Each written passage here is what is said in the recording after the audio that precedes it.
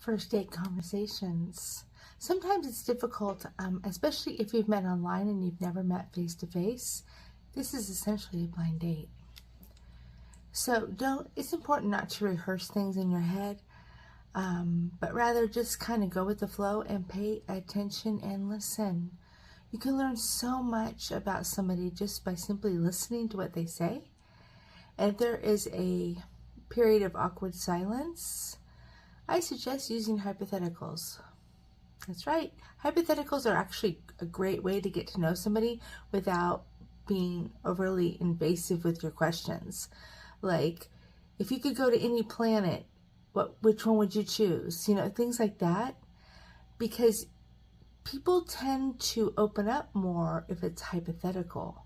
But really, they're giving a lot of information to you about them as a person. And that's important to listen.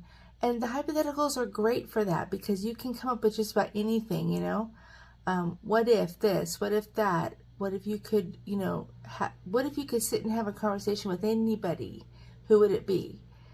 Things like that, you can really get to know where a person's at intellectually and mentally by doing this. Avoid heavy conversations. There's no need or reason to go too deep, especially on the first date, because you don't want to give too much away too soon. It's not healthy and it's not good. A first date is kind of like a job interview. You need to know if you want them to come back for a second one. And remember, pay attention to how you feel while you're with them. Pay attention to body language. The conversation should be kept pretty light, and always be your authentic self. But don't dig too deep into overly personal things. Just don't do it. It's a bad recipe. You're not at that place yet, and you want to see if you want to take the next step to get to a deeper place.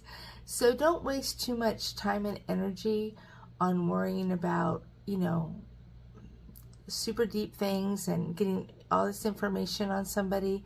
It's really not a good idea because it's better to get to know somebody organically. Real life stuff, doing real life things, and that's down the road. But this is a first date.